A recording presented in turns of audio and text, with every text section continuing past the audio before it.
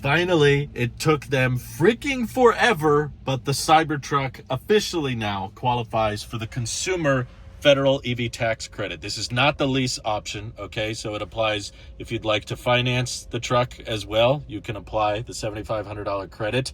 Who knows how long this will actually last? Because yes, the current administration has said they plan on cutting these eventually, but in the meantime, it means that the Cybertruck actually now starts at around $71,500. So it's about $6,000 cheaper than it was yesterday, but that's only possible through the tax credit if you qualify. And also you have to make sure you use a referral code like the one in the description. I know I sound like a broken record reminding people of this, but it's only because I've had more than one instance when someone orders the truck or orders a Tesla and then reaches out and says, how do I add your referral code after I've already placed my order? You can't, okay? That's why I just keep reminding people, order with a referral code because you can't add it retroactively. And if you cancel the delivery, that's just $250 down the drain. So at least right now, if you order a Cybertruck with a referral code, it's $1,000 off, but this isn't like the federal tax credit on the Model Y and Model 3, okay? There's a little bit to be worried about here. So if you're on the configurator, and you've got that $7,500 checked, of course, keep in mind, if you opt for the larger tires, this isn't just $3,500 as an add-on now. This actually jumps the price up over 10 grand because it's $7,500 and the $3,500. Basically, if you get these larger tires, you're disqualified from the tax credit. Same thing with the white interior.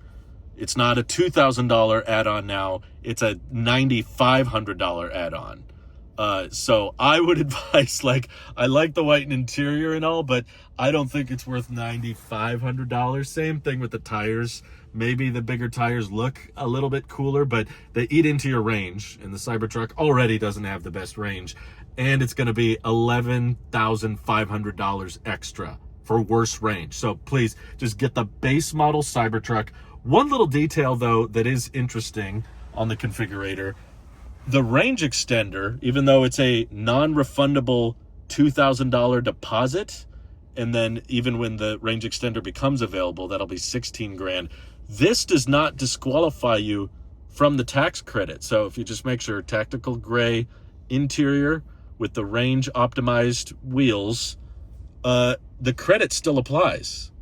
So I think Tesla found like a loophole roundabout way to give the Cybertruck more batteries and charge you 16 grand extra for it, but still get the initial delivery to qualify for the credit.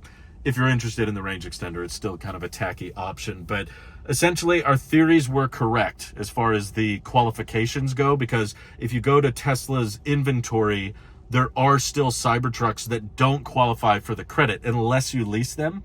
And they're all listed as 2024 model years. So essentially, there is a battery chemistry difference. So you can't just buy any Cybertruck from inventory and get the credit. You have to buy a 2025 model year Cybertruck. But yes, they are technically cheaper than the 2024s. So I guess Tesla's just hoping enough people lease out the 2024 Cybertrucks. Otherwise, why would you buy last year's Cybertruck? It will probably have some tiny insignificant changes that are worse, and it will cost you $7,500 more. So anywho, I know it's a late night upload, but use a referral code. That's $1,000 off. And if you don't, that's a $1,000 mistake.